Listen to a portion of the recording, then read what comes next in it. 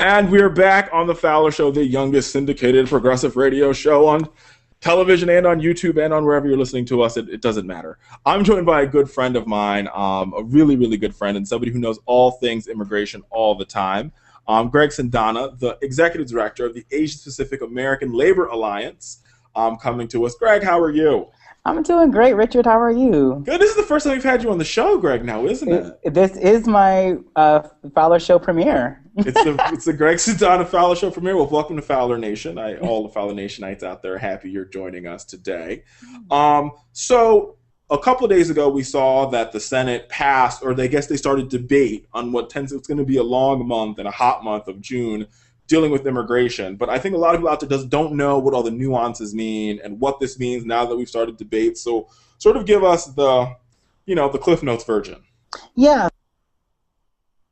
And the Senate voted with a huge majority to begin debate on the immigration bill. And so over the next, say, 3 weeks or so, they're going to be considering a variety of amendments and hopefully passing a bill that they can then send to the House of Representatives.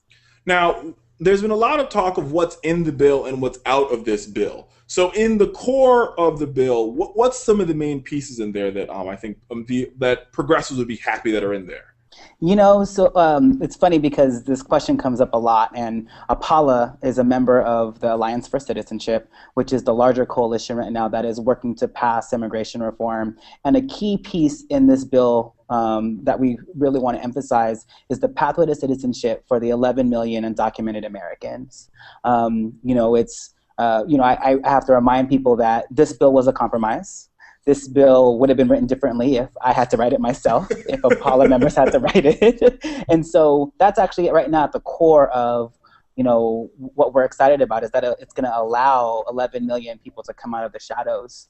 And we know that there's going to be a lot of attempts to really chip at this pathway to citizenship, and that's something that we really want to protect.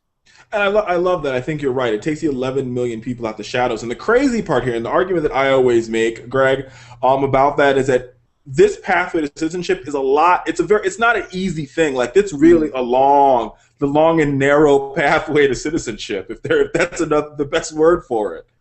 Yeah, it's definitely not the easiest path, and there's definitely kind of different requirements that these undocumented immigrants have to learn English. There's certain fees that are assessed that they need to pay, and so it's definitely not the most efficient or the cheapest way. But we feel like the fact that there's actually a path that allows these 11 million people to come out of the shadows is a huge deal. And I think on the labor front, we are very excited about some of the labor provisions that are included. And one in particular that I like to talk about is protections of kind of the guest workers, the the visa workers, H-1B visa workers. And one thing that we see in the bill is that for the first time, there's actually some regulations on the recruiters who have exploited many of these folks that come from many countries, especially Philippines and India, and there's also whistleblower protections. And so not only for the guests and temporary workers, but also for any workers, if they